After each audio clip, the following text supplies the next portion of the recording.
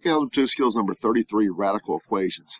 A radical equation is when you have a variable underneath a radical, and there's usually one of them. To solve, we have the following three steps. Isolate the radical, raise both sides to the index power, and solve. And of course, you want to pause here if you want to get those notes down. But we're going to apply those three steps in three examples here. So for our first example, again, a radical equation has a variable under the radical sign. First step was to isolate the radical, so we're going to subtract 6 on both sides. The second step is to raise both sides to the index power. Now, the index power is the power you see here, and if it's not visible, it's understood to be 2. So we're going to square both sides. On the left-hand side, that merely takes the radical away. On the right-hand side, you apply the power. Now you simply solve. That's step 3. So add 1 to both sides, divide by 2. So 17/2 is correct here. A second example. We have the cube root this time, and you can see the problem. First step is to isolate the radical. We're going to add 9 to both sides. Now, we'll say, I'm not sure if I have an example like this or not.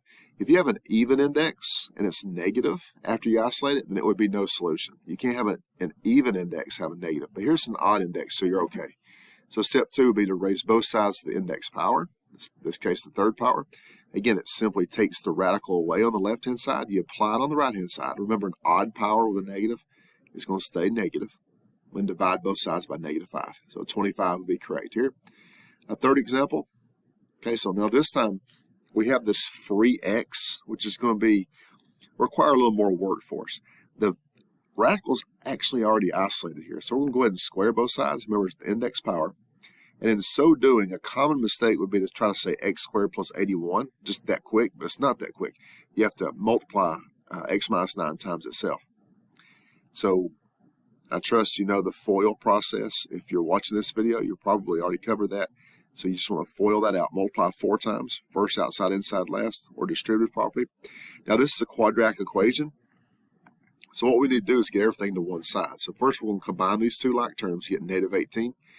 And then we subtract the x and add 7 to both sides. Okay, so if you subtract x to -18, you get -19. If you add 7 to 81, you get 88. So notice this is factorable, and it factors rather easily. Factors of 88, they add to -19, of course, are -11 and -8. And now we use the zero product property. If two things multiply to give you 0, then one of those has to be 0. But we're going to reject the 8. And the reason we reject the 8 is because if you put 8 back in, you're okay on the left. 8 minus 7 is 1, no problem there. But 8 minus 9 is -1.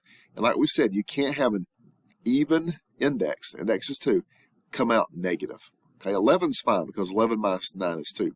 So it's for one of these that works quadratic and has 2 solutions, it's often you'll have to reject one. Now sometimes you reject neither, sometimes you reject both. It just depends on the situation. We also have a case with 2 radicals sometimes. And we're going to focus only on the case where you don't have a free x. Okay, it's more complicated if you do have a free x. But we'll get 1 radical per side, raise both sides to the index power, and then solve. So again, we're going to look only at a simple case here that can get more complicated than this. It'll be a separate video.